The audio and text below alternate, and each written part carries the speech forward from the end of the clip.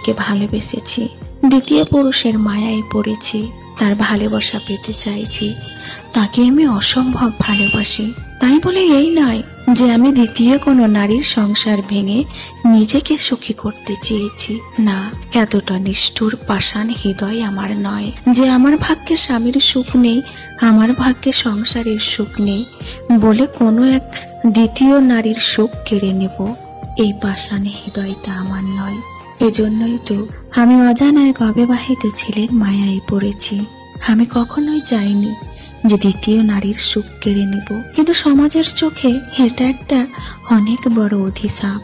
বিবাহিত নারীরা যখন দ্বিতীয় কোনো পুরুষের মায়ায় পড়ে তখন অনেক মানুষ বলে, তুমি কতটা নিষ্ঠুর, একটা নারী হয়ে আর একটা নারীর সংসার ভাঙতে তোমার একটু বুক কেঁপে উঠল না? কিন্তু একটা কথা কি জানেন, স্বামীর অবহেলিত মেয়েরা কখনোই কোনো এক বিবাহিত পুরুষের মায়ায় পড়ে না। তারা মায়ায় পড়ে অজানা এক অবিবাহিত ছেলের। কারণ তারা জানে, আমি যদি কোনো এক বিবাহিত পুরুষের মায়ায় পড়ি তো সে আমাকে কখনো সারা জীবনের মতো সুখ দিতে পারবে না, সে কখনো আমাকে আপন করতে পারবে না। অথচ এইদিকে কোনো এক নারীর আমি কপাল মন্দ করব না।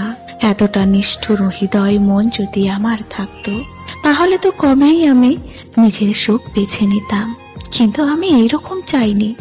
আমি সবসময়তে একটাই জিনিসই চেয়েছি, যে আমার হবে সে যেন সম্পূর্ণ আমার হয়ে থাকে।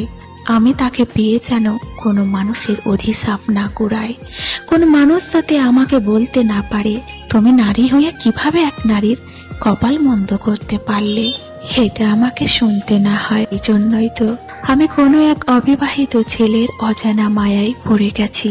আমি কোনো বিবাহিত পুরুষের মায়ায় পড়িনি, আমি পড়তেও চাই না। কারণ আমি জানি আমি একজন নারী, নারী হয়ে বুঝতে পারি অন্য নারীর কষ্ট।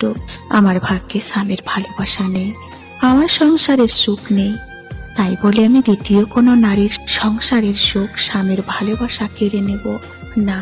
কারণ এই কষ্টের মধ্যে যাদের জীবন কাটে তারাই জানে স্বামীর অবহেলার সংসারের সুখ না থাকলে সেই মেয়ের জীবনটা কিভাবে কাটে। আর যখন আমি সেই কষ্টটা ভালোভাবে উপলব্ধি করতে পারছি তখন আমি কিভাবে দ্বিতীয় নারীর সংসার, স্বামীর সুখ কেড়ে নেব, এতটা নিষ্ঠুর হৃদয়ে মন আমার নেই। কোন নারীর সংসারের সুখ কেড়ে নিয়ে যে নিজেকে সুখী হতে হবে তার কোনো মানে নেই। আমার ভাগ্যে যদি কষ্ট লিখেছে উপরওয়ালা, তো আমার ভাগ্যে সুখও লিখেছে। তবে হ্যাঁ, কারো সুখ কেড়ে নিয়ে নয়।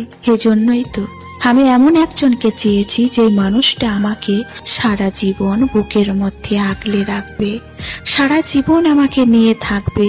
আমার যেই ভালোবাসার অভাবটা আমি দিনের পর দিন পাচ্ছি সেই ভালোবাসা দিয়ে যেন আমাকে পরিপূর্ণ করে দেয়। এজন্যই হয়তো হতভাগ্য ভাগ্যে একটা অবিবাহিত ছেলে জুটেছে। এটাই হয়তো আমার সুখ। আমি দ্বিতীয় পুরুষ